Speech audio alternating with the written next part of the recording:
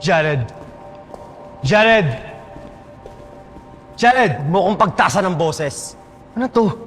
Bakit hindi ako nakapasok? Nananadya ka ba? Kawawa ka naman. Nahirap ba tanggapin sa sarili mo na you're simply not good enough? Looking at your choices, oo.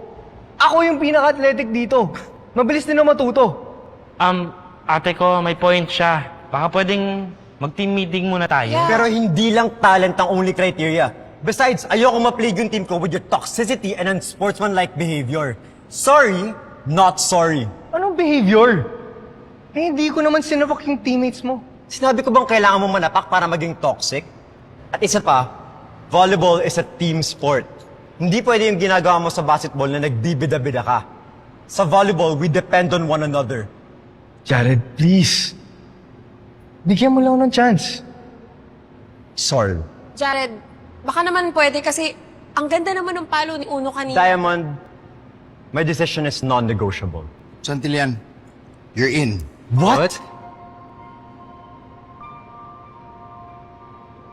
Did I stutter?